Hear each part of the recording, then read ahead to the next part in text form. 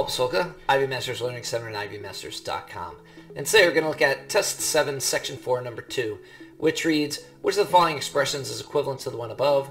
And so, the first parenthesis doesn't serve any purpose. By the way, we're going to do this algebraically. We're also going to pick numbers in case the variables screw you up.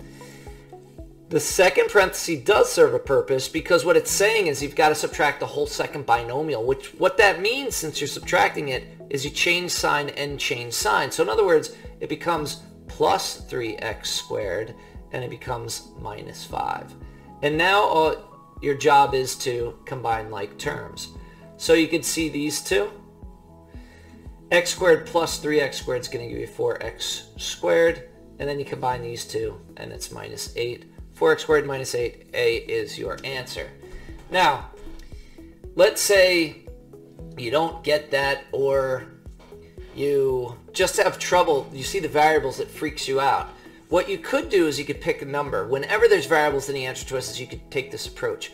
My first thought, just take a second and say, hey, what is the easiest variable to pick here? And what I notice here is that you've got x squared. Usually pick something easy, like 1, sometimes 0. If 0 works, is very easy to work with. Looking at this first binomial, I want to keep my first parenthesis positive. Let's say I make x equal 2. So it looks like that would be an easy number to pick. And then it becomes 2 squared minus 3 minus negative 3 times 2 squared plus 5. And 2 squared is 4 minus 3 minus, remember your order of operations, so PEMDAS, please excuse my dear Aunt Sally. Parentheses first, so we did work within the parentheses, but within the parentheses you got to do the next one, E, which is exponents. And when you square the 2, you get 4 plus 5. And that's also what we did in the first parentheses. Within the parentheses, we want to do the exponent first. 4 minus 3 is 1 minus, and then negative 3 times 4 is going to give you negative 12 plus 5.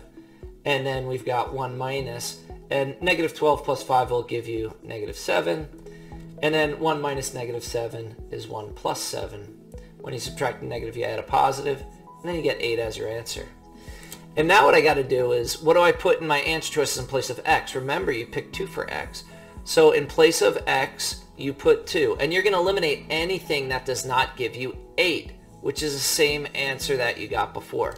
Notice in the first one, if I've got 4 times 2 squared minus 8, it's 4. 2 squared is 4. 4 times 4 minus 8. You get 16 minus 8. Sure enough, you get that 8. Now, when you take this approach, you do want to check every single answer choice to make sure you don't get more than one of the same answer, in which case you got to adjust the number. If timing is an issue, you have to just mark one of them, move on. Otherwise, you'd have to adjust the number and then go through the process with whatever remains. But anyway, you can see answer choice B is exactly the same except for it's minus 2 instead of minus 8.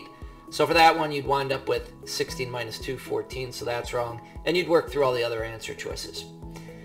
Thank you for joining us today. If there's any question you'd like to see answered from any official PSAT or SAT or ACT, leave that in the comments. I'd be happy to shoot a video on it. Click subscribe so you don't miss anything, and check out our 1-minute video on TikTok. Have a great day.